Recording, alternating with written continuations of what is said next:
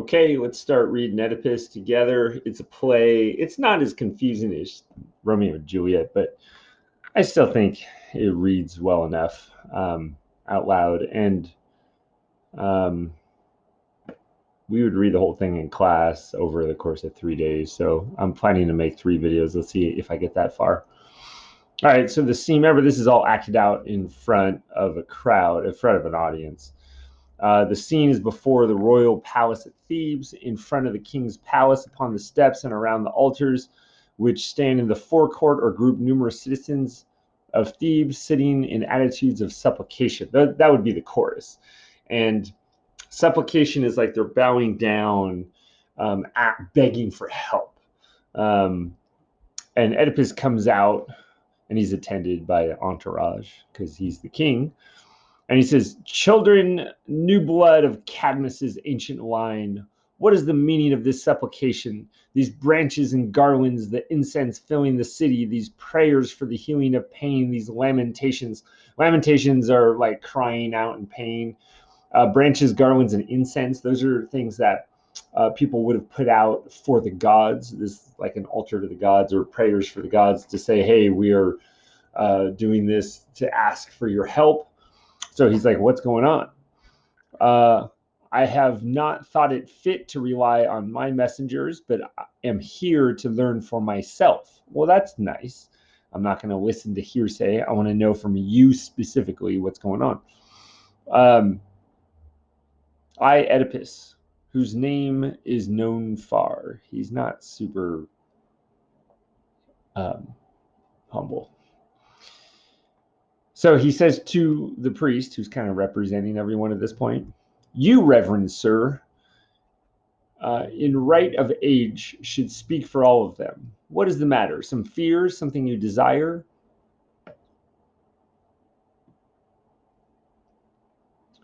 "I would willingly do anything to help you. Indeed, I should be heartless were I to stop my ears to a general petition such as this." So the priest says, "My lord and king, we are gathered here, as you see, young and old, from the tenderest chicks to the age-bent seniors, priests, and eye of Zeus, and the pick of your young manhood. More sit in the marketplace carrying bows like these, and around the twin altars of Pallas and sacred embers of divination." Divination is to be able to understand what the gods are trying to tell you. Right? "Beside the river of Ismenus, you too have seen our city's affliction, caught in a tide of death from which there is no escaping. Death in the fruitful flowering of her soil, death in the pastures, death in the womb of a woman, and pestilence, a fiery demon gripping the city, stripping the house of Cadmus to fatten hell with profusion and lamentation." So he's describing why they're all suffering or how they're all suffering. For one, death in the fruitful flowering of her soil. No plants can grow. So they have no vegetables, no fruit, no anything for them to eat. Death in the pastures. So all the livestock are dying, cows, lambs, whatever they're eating. Death in the womb of a woman. Now this one's particularly, I mean, they're all very, very serious, but they're starving, but also every child is being born is dying. So not only are they all going to die, the whole civilization is going to be wiped out. The kids can't. There's no kids that can be born alive. So their whole race is like extinct. They're done if this doesn't get solved. And this is pretty drastic, right? Like the gods purposely did this to them in order just to get their attention. So they say, "Gods, what's going on?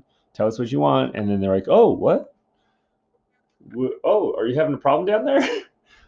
They're the ones doing this. Okay.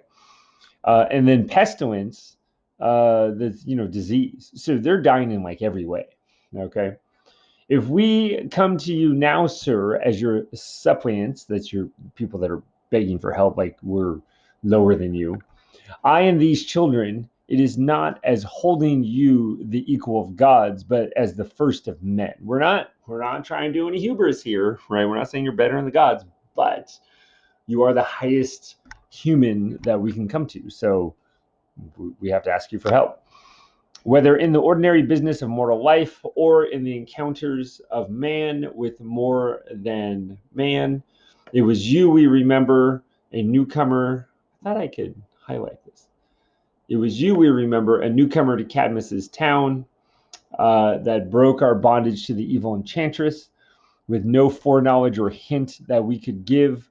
But as we truly believe, with the help of God, you gave us back life. And of course, we know who the vile enchantress was. It was the Sphinx, right? He answered the riddle of the question, the riddle, which I don't know if I ever told you in the last presentation, but the question is, what walks on four legs in the morning, two legs in the afternoon, and three legs in the evening? It's a human, it's a person, because uh, the morning is like a metaphor for being a baby, like the beginning part of your life, beginning part of the day. So a baby walks on four legs. A man walks, or human, not man, that was sexist, walks on two legs, in adulthood, that's afternoon. And then in the evening, which is a metaphor for like old life, elders, um, they walk on three legs because they have a cane. The cane is the third leg. So there you go. So they, pay him a compliment. Now, Oedipus, great and glorious, we seek your help again. Find some deliverance for us by any way that God or man can show. We know that experience of trials past gives strength to present counsel. Therefore, O greatest of men, restore our city to life. Have a care for your fame. Your diligence saved us once. Let it not be said that under your rule we were raised up only to fall. Save our city and keep her safe forever. So that's the priest speaking for the townspeople, begging him to, save them. Under the same bright star that gave us then good fortune, guide us into good today. If you are to be our king, as now you are, be king of living men, not emptiness. Like, if you don't help us, we're all going to be dead soon. So you're going to be the ruling over nothing. Okay. Surely there is no strength in wall or ship where men are lacking and no life breathes in within them. So Oedipus replies, I grieve for you, my children. Believe me, I know all that you desire of me, all that you suffer. And while you suffer, none suffers more than I. You have your several griefs, each for himself, but my heart bears the weight of mine own and yours, and all my people's sorrows. I'm, as king, I have to feel bad for all of you. So I'm not just carrying my own sorrows like you are. I am not asleep. I weep and walk through endless ways of thought. But I have not been idle. One thing I have already done, the only thing that promised hope. My kinsman, Creon, that's his brother-in-law, because, yeah, brother-in-law, because it's Jocasta's other son. So he married. No. It's Jocasta's brother. Yeah. Sorry. I was trying to figure this out. It's Jocasta's brother. So it's his uncle, because his mom's brother is his uncle. But he's married into the family as his brother. So it's his brother uncle or brunkle. Yeah, that works. Okay. So that's Creon, right? So he's the son of Meneceus, has been sent to the Pythian house of Apollo. Remember, Apollo was the one that sent the message the first time, well, and the second time, that told everybody, or at least a few people, about what Oedipus is supposed to do. To learn at once, or word of mine could help you. Sorry, where am I even reading this? To learn what act or word of mine could help you. So I've already gone to the gods, right? And he is asking a prophet to talk to the oracle, to read the signs of the oracle, so that the gods can communicate exactly what they want from the humans to get rid of all this famine and death and all that kind of stuff. This is the day I reckoned he should return. It troubles me that he is not already here, but when he comes, whatever the god requires, upon my honor, it shall be done. And the priest says, well said, well said. He decries someone approaching. Someone is approaching. And look, they are making signs. That Creon is on his way. Yes, he is here. Oedipus looks that direction. And with a smiling face, oh, Apollo, if his news is good, it must be good. His head is crowned with bay full buried. That is a sign. So he's got, berries and leaves in his head. So that's a good sign. We shall soon know. He can hear us now. Royal brother, what news? What message for us from the mouth of God? And here comes Creon. Well, good news. That is to say, good may come, even out of painful matters, if all goes well. And the answer? You hold me between fear and hope. The answer? I will tell you. If you wish me to speak in the presence of all, if not, let us go in. Like, do we need to talk about this in private? Speak before all. Their plight concerns me now more than my life. This then is the answer, and this the plain command of Phoebus our Lord. There is an unclean thing born and nursed on our soil, polluting our soil, which must be driven away, not kept to destroy us. Dramatic irony. What is the unclean thing that's born and nursed on our soil, polluting our soil? It's Oedipus. He's polluting the soil. It's a pollution. It's a stain. It's a dirty spot in the fact that he's doing something that's so horrible. He killed his dad, married his mom. Oh, it's so awful. Even though the gods are the ones that made him do it. But okay, or at least just predicted that he would. Oh, what unclean thing! Dramatic irony. And what purification is required? The banishment of a man, or the payment of blood for blood. So either the person who killed Laius has to be killed, or he has to be banished. So what blood does he mean? Did he say who it was that died? We had a king, sir, before you came to us. His name was Laius. You ever heard of that name? I know, I never saw him. Are you sure you never saw him? Dramatic irony. He was killed, and clearly the meaning of God's command is that we bring the unknown killer to justice. Well, where might he be?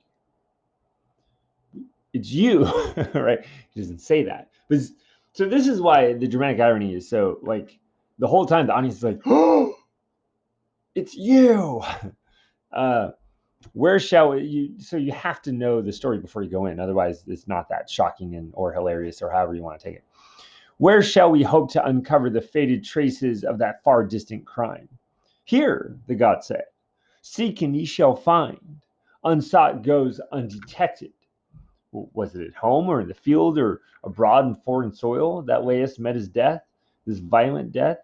Well, he left the country, as he said, on pilgrimage, and from that day forth we never saw him again.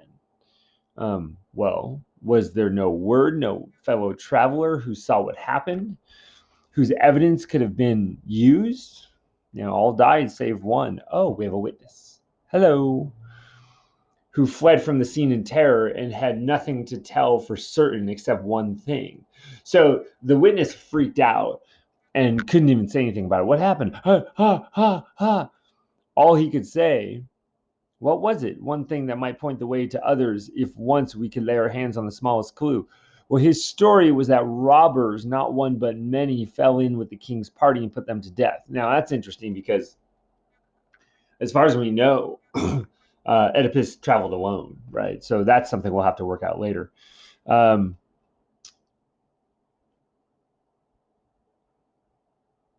Robbers would hardly commit such a daring outrage unless they were paid to do it by someone here. Yeah, that too was suggested, but in the troubles that followed, no avenger came forward to punish the murderers. What troubles? Surely none great enough to hinder a full inquiry into the royal death. Well, the Sphinx and her riddles forced us to turn our attention from the insoluble mysteries to more immediate matters, because the Sphinx was like killing people that couldn't answer the riddle. So Oedipus says, "Okay, I will start afresh and bring everything into the light." Now, light and dark, there's a lot of light and dark. It's a symbol. Light is like to be exposed. When you shine a light on something, you can see it, right? And the darkness is hidden.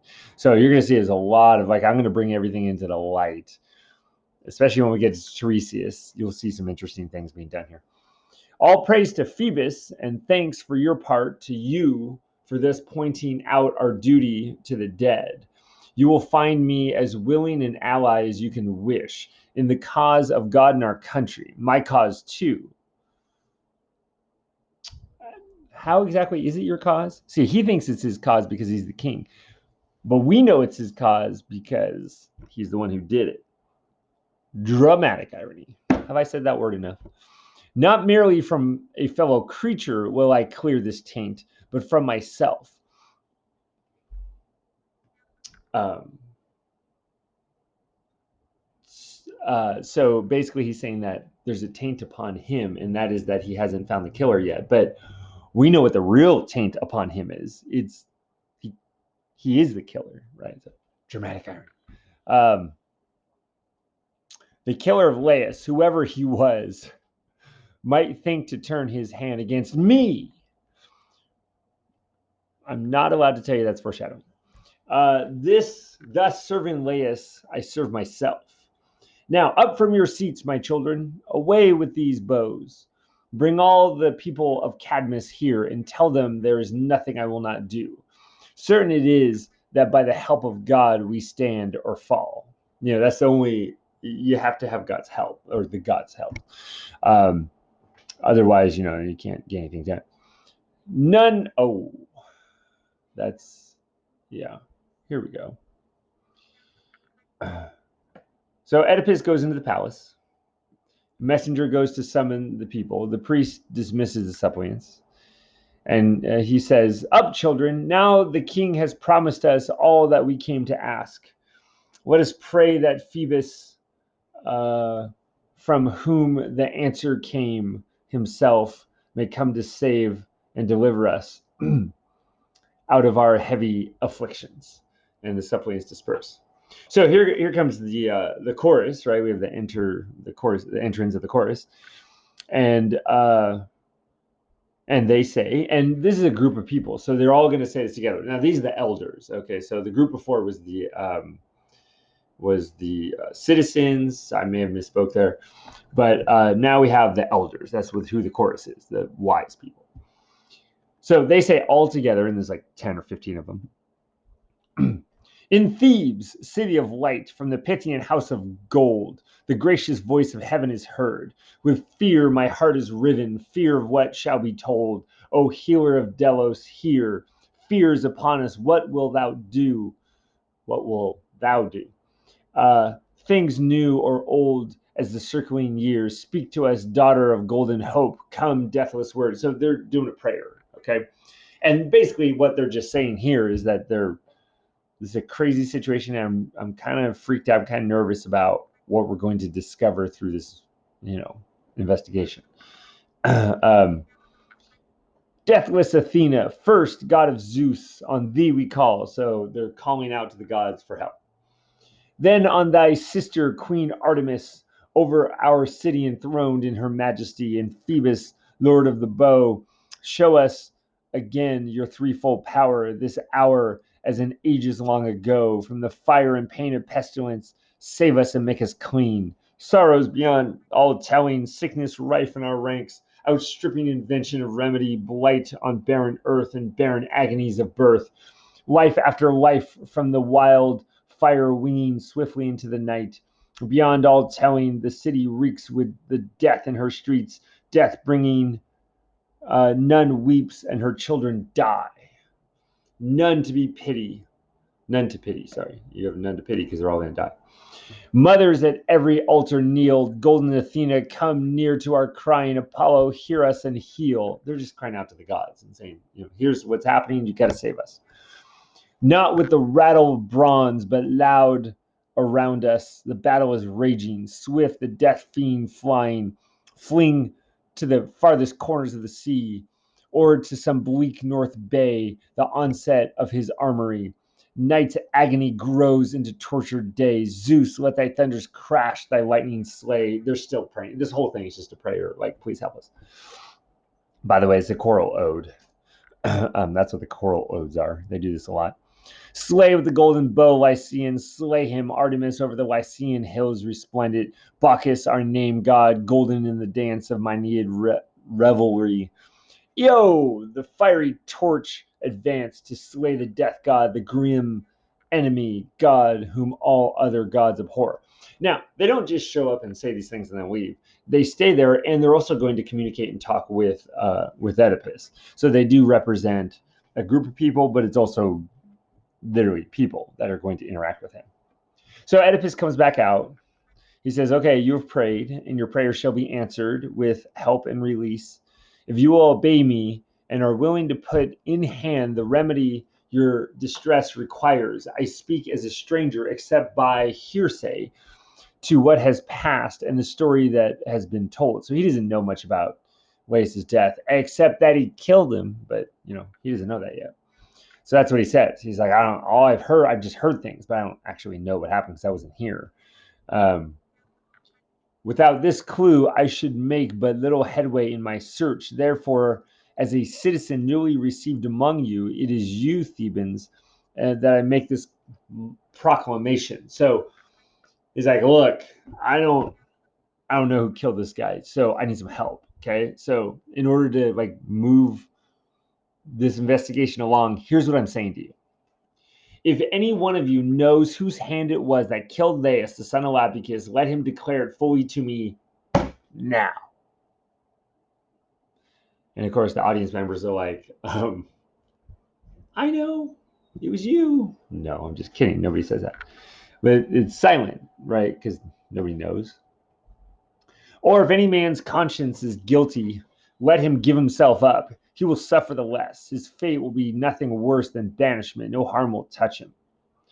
And they're silent because nobody in the audience did it. So, or not in the audience, in the crowd. Or if some alien, maybe it's not, the townspeople, maybe someone from out of town, is not literally space alien, but, out of town, is known to have been the assassin, declare it. The informer shall have his reward of me, as well as the thanks he will earn from all of you. So if any of you have any information that can help with this, please say something. And it's silent because nobody knows. But if you will not speak, and any man is found to be screening himself or another in fear, I here pronounce my sentence upon his head. If you are helping the person who killed this, I want to talk to you for a second. No matter who he may be, he is forbidden shelter or intercourse. That means talking to somebody else. With any man in all this country over which I rule, from fellowship or prayer or sacrifice or lustral rite is excommunicated. Anyone helps him, gone. See you later. Get out of here. Expel from every house, unclean, accursed in accordance with the word of the Pythian oracle. Thus I shall have done my duty to God and to the dead. And it is my solemn prayer that the unknown murderer and his accomplices, if such there be, may wear the brand of shame for their shameful act, unfriended to their life's end. Nor do I exempt myself from the imprecation. If with my knowledge, house or hearth of mine receive the guilty man, upon my head lie the curses I've laid others. So listen, I want to make it clear that this isn't just me yelling at you. I am also going to, follow that rule. If it turns out that I help the person, then I should be banished, which is dramatic irony because He is the person. So he's not even helping. It's even worse than that, right? Um, so we continue. Uh, It is for you to see this faithfully carried out, as in duty bound to me and to the God and to our suffering, plague tormented country. Indeed, I am surprised that no purification was made, even without the express command of heaven. The death of a man so worthy and your king should surely have been probed to the utmost, be it as it may. Now that I hold the place that he once held, his bed, his wife, those children had fate so willed, would have grown to be another bond of blood between us. Now that I'm sleeping in the bed he once slept in and sleeping with the wife that he once, well, you get it. Dramatic irony. Because, like, well, wait a second. That's not just the wife of the former king, that's your mom. Right? So, the whole time, every time they say something like that, it's like, oh, well, we know the truth, right? You don't. And upon him, alas, this disaster has fallen. I mean to fight for him now as I would fight for my own father, which is really funny because it is his own father. I'm going to fight for Laius as if Laius was my father. Luke, I am your father. Right? And leave no way untried to bring to light, again with the light, right? Shining the light, the killer of Laius, the son of Labdacus, the son of Polydorus, the son of Cadmus, the son of Agenor. The gods curse all that disobey this charge. For them the earth be barren of harvest, for them women be childless, and may present calamity and worse than this. Pursue them to their death. Like, this is the reason why we're dying. So let's take care of this if you know something, right? For the rest, you sons of Cadmus, who are on my side, may justice and all the gods be with you forever. And the chorus says together, under your curse, O king, I make bold to answer. I am not the man, nor can I point him out. The question came from Phoebus, and he, if anyone, could surely tell us who the offender is. No doubt, but to compel a god to speak against his will is not in mortal power. Well, I have another thing to say. Say on. Seconds, third thoughts, we will hear them all. Well, to the Lord Phoebus, the Lord Tiresias stands nearest. So Phoebus is the one who said, hey, this is what you need to do. You need to, find out who killed Laius. So Phoebus should be able to help us, and Tiresias, who is a soothsayer or a prophet, can read the signs and talk to the gods. To the Lord Phoebus, the Lord Tiresias stands nearest, I would say, in divination, in speaking to the gods. He is the one who could help us most in our search. I have not overlooked that, says Oedipus. I have sent for him. It was Creon's advice. Twice I have sent for him, and I'm much surprised he's not already here. Now, we could probably guess why he's not already there, because the oracle probably told him Oedipus is the one that killed his father. That's the one who married his mom. You got to get rid of him. And so, if I was told that, I probably wouldn't want to go tell the king that, hey, by the way, you're the one who did it. Because what do you think the king's answer is going to be? Right. So, we could probably figure that out. Well, there were rumors, of course, but mostly all wives' tales. Rumors? What rumors? I must hear them all. Well, he was, he meaning Laius, was said to have been killed by travelers, on the road. So I've heard.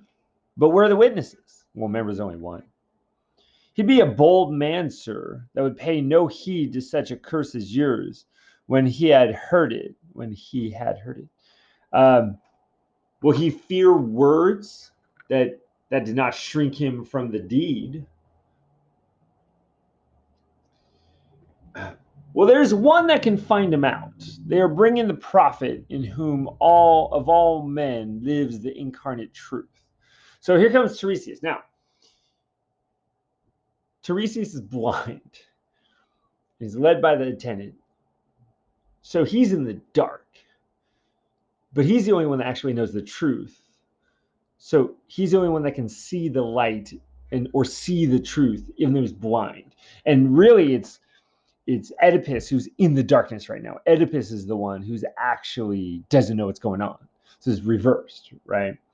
So there's something about like, don't be deceived by appearances, right? Tiresias, we know there is nothing beyond your ken. Lore sacred and profane, all heavenly and earthly knowledge are in your grasp. If you, in your heart, if not with the eye, you see the city's condition. Like you can't actually see the city's condition because you're blind, but you can see it in your heart. Is that a compliment or is it?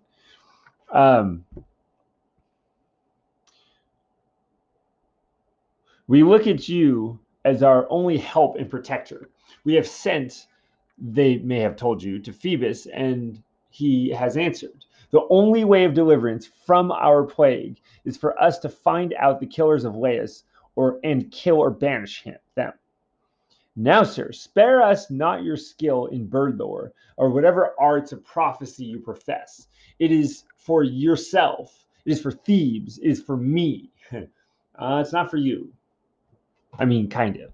Like, yes, your job is to help the city, and so it would help the city, which means it would help you if he told you the truth. But it's also not going to help you because you did it. Come save us all. Save all that is polluted by this death. We look to you to help his fellow men with all his power is man's most noble work. So Tiresias says, well, wise words. Now he's very old. I'm not going to do my old person voice because it hurts my throat. Wise words. But when wisdom brings no... That's silly. Nobody's doing that. Wise words. But when wisdom brings no profit. To be wise is to suffer. And why did I forget this? Who knew it well? I never should have come. So he knows the truth. We already know this, right? Because otherwise, why would he not want to be there, right? The gods told him, you need to go tell the king that he's the one who killed Laius and married his mom. Well, he doesn't even mention the mom part. Well, he kind of does. We'll get to it. Here we go, people. Stay on track, Mr. Kramer. Well, it seems you bring us little encouragement. Let me go home. It will be easier thus for you to bear your burden and me mine. Okay, we know what he means by bear your burden. Oedipus probably thinks that bearing his burden is finding out who the killer is. But that's not what he means by that. What he means is you have to bear the burden of killing your father, marrying your mother, right? Take care, sir. You show yourself no friend to Thebes, whose son you are, if you refuse to answer. It's interesting he says that, whose son you are. Well, instead of worrying about whose son Tiresias is, maybe you should worry about whose son you are.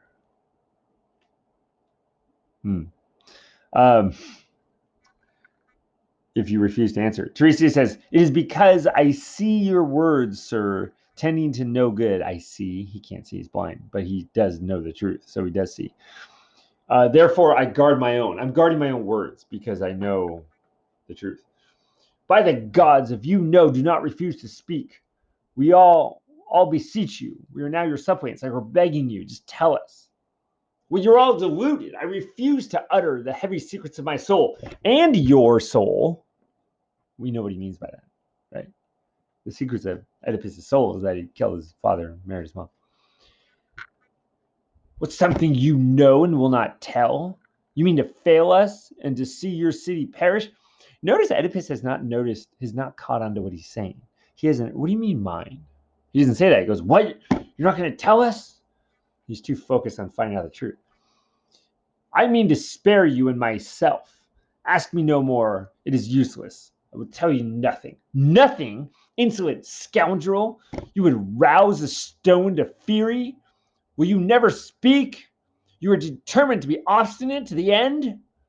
Do not blame me. Put your own house in order. Like, before you yell at me, why don't you take care of your own house? Why don't you what? I mean, your house is out of order. Like, do you know who you're married to? That's basically what he's getting at. Hear him! Such words, such insults to the state would move a saint to anger. What will be, though I should never speak again. Like, it doesn't matter if I say it or if I don't say it. But what's happened has already happened. Like, you can't change it. Okay? What is to be, it is your trade to tell. It's your job to tell me. Don't tell me what will be will be. I shall tell no more. Rage with what wrath you will. Oh, I shall, and speak my mind unflinchingly. I tell you, I do believe you had a hand in plotting and all but doing this very act. If you had eyes to see with, I would have said that your hand and yours alone had done it. Okay, so now Oedipus is accusing him. He's like, well, if you're not going to tell us, you must be hiding something. So I think you actually had, the reason you're not saying anything is because you had a part in all this. You killed like Laius, but that's not true. We know what's actually true. What's actually true is Oedipus is just getting defensive because Tiresias is not giving him what he wants. But we also know that Tiresias is not giving him what he wants because if he says it, Oedipus is, I mean, look how Oedipus is acting now. What do you think he's going to say when Tiresias says, hey, well, it was you? Okay, well, let's find out because he's about to say it. So basically Oedipus accuses Tiresias like, I think you had a hand in this. And Tiresias is like, no, okay, fine. You want to blame me? You want to play the blame game? Let's do this. You would so, then hear that. Like, that didn't take much. Fine, you want to blame me? I'll tell you what the truth is. Upon your head is the ban your lips have uttered. From this day forth, never speak to me or any here. You are the cursed polluter of this land. So, okay, done. Story over. We're going home. Banish Oedipus, done. Right? No, that's not happening. How dare you say it? You dare say it? Have you no shame at all? Do you expect to escape the consequence? I have escaped. The truth is my defense. Whose work is this? This is no soothsaying. Like, this isn't a prophecy. This isn't the gods. It is. And that's the whole lesson of the story, is that if the gods say something, it's true. So don't have hubris and think you can just pretend it's not, right? Tiresias says, well, you taught me. You made me say against my will. Like, I didn't want to say this. You're the one who forced me to say this. So why are you yelling at me? Well, let's say it again. Let there be no mistake. Like, maybe I didn't hear you right. Was it not plain? Will you tempt me further? I would have it beyond all doubt. Say it again. Okay? I say that the killer you are seeking is yourself. Did I stutter? Like, is that clear enough for you, buddy? Oedipus says, the second time you shall be sorry for this. Well, will you have more to feed your anger? Because I got more. You want to know more? You didn't just kill your dad. There's something else you did too. You want to hear about that? Yes. More and more madness. Tell us all you know. Well, I know as you do not that you are living in a sinful union with the one you love. Now, everybody seems to ignore this. He just said, like, there's something very sinful about you marrying the queen.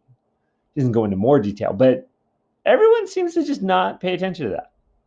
Living in ignorance of your own undoing.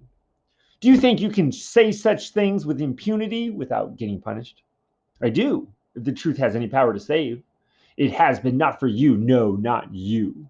Shameless and brainless, sightless, senseless, sot. That's some nice alliteration. You are to be pitied, uttering such taunts as all men's mouths must someday cast at you. Like, one of these days, pretty soon, all these things you're yelling at me, they're going to be saying about you.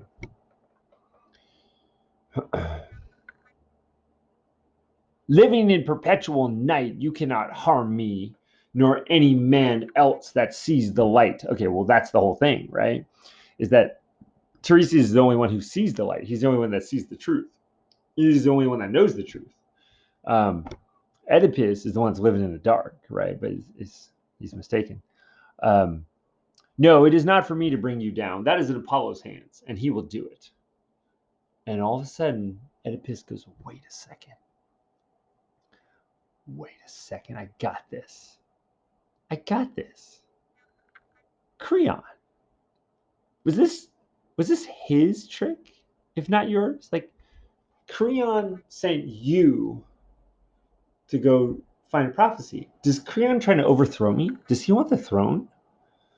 Not Creon either. Your enemies yourself. No, hold on. Riches and loyalty and wit matched against wit in the race of life, must they always be mated with envy? Like, is Creon really that envious of wanting my position that he told you to go to the oracle and say a lie so that you could banish me and take over my position? Is that what's going on? Must Creon so long, my friend, my most trusted friend, stalk me by stealth and study to dispossess me of the power this city has given me, freely given me? I didn't ask for this. The townspeople wanted me to be king after I helped free you all from the Sphinx. Not my asking, setting this schemer on me, this peddler of fraudulent magical tricks with eyes wide open for profit but blind in prophecy. Tiresias, what was your vaunted seacraft ever worth? Like, you never helped this city. You never did anything. You're not a real prophet. You can't read God's signs, right? And where were you when the dog-faced witch was here, when the Sphinx was here? Had you any word of deliverance then for our people?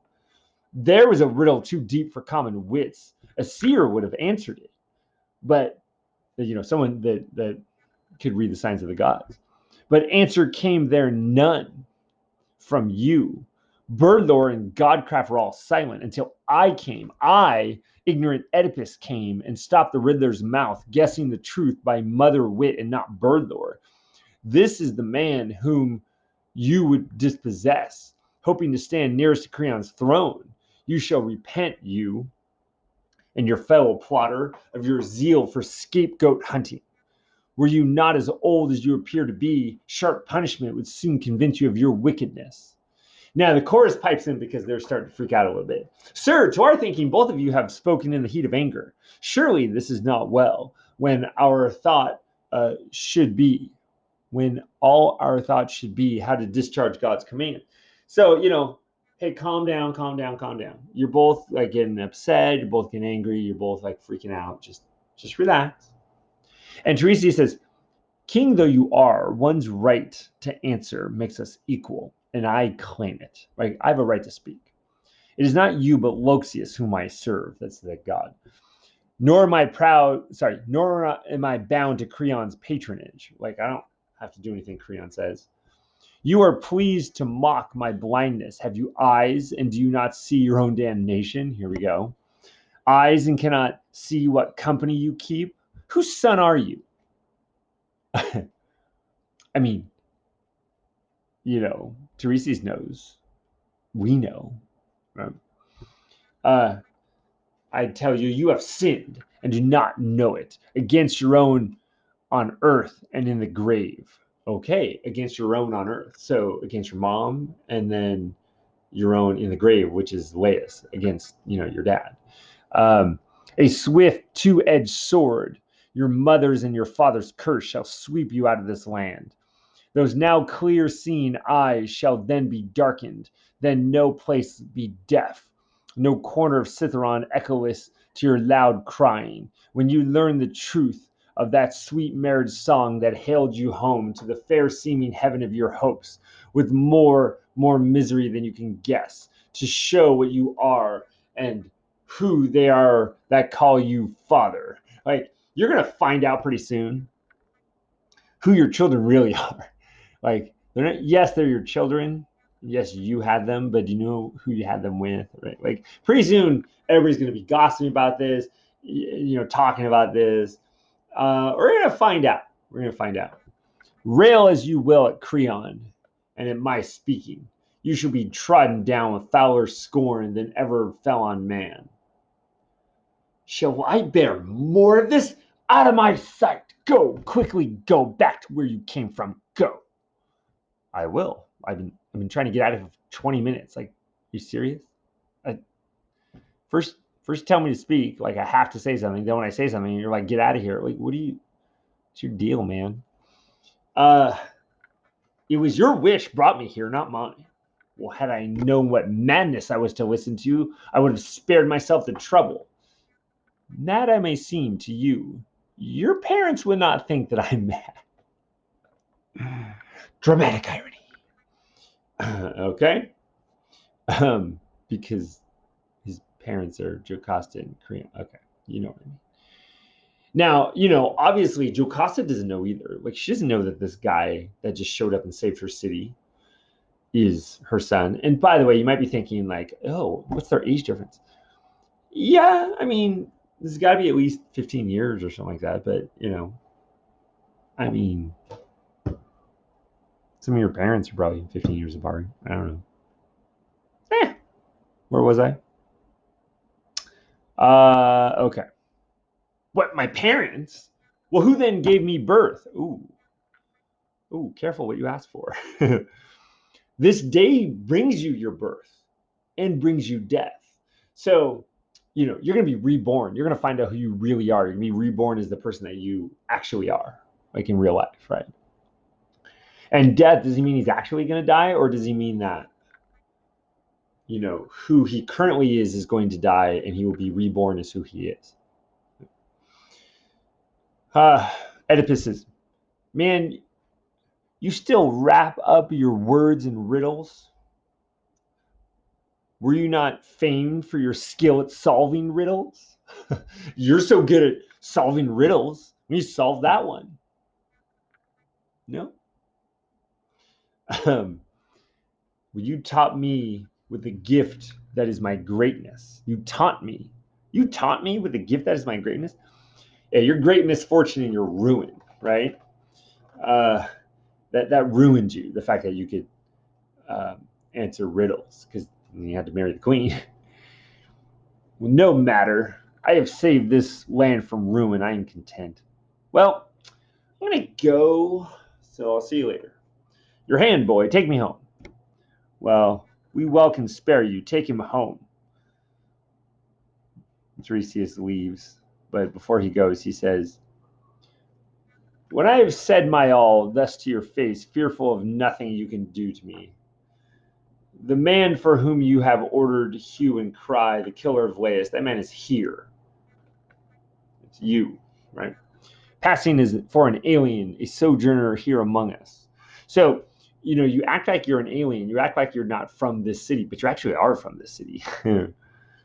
But as presently shall appear a Theban born, to his cost, he that came seen, blind shall he go. Remember that. Rich now, then a beggar, stick in hand, groping his way to the land of exile, brother as it be shown, and father at once to the children he cherishes, son and husband to the woman who bore him, father killer and father supplanter. Go in and think on this. When you can prove me wrong, then call me blind. Then you can call me blind. I'm not actually blind. I mean, I am actually blind, but I can see the truth. Okay, so we should probably take a look at what he just said.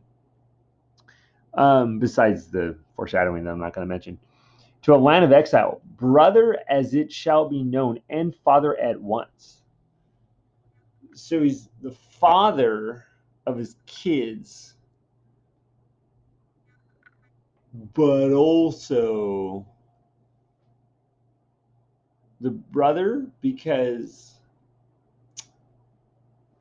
his mom gave birth to him and his mom also gave birth to those kids. So everyone who the mom gave birth to are related. They're brothers, right?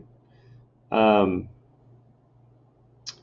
so he's like step brothers with his own kids. I can't keep this straight. That's just insane.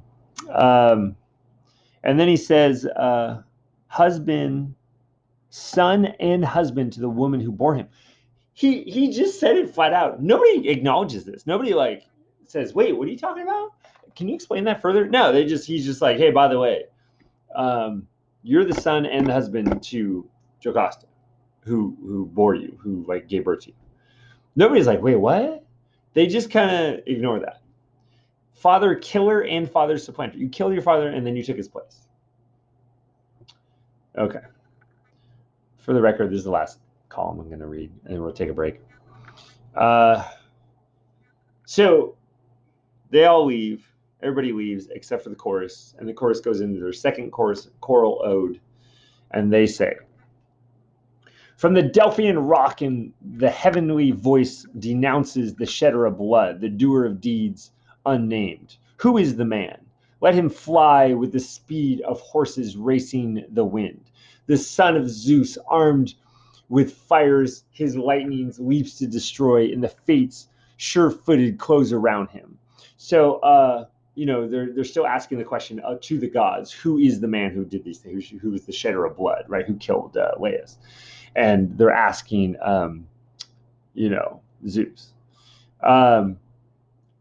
Out from the snowy dawn on high Parnassus, the order flashed to hunt a man from his hiding. And where is he? So where is the guy who killed Laius?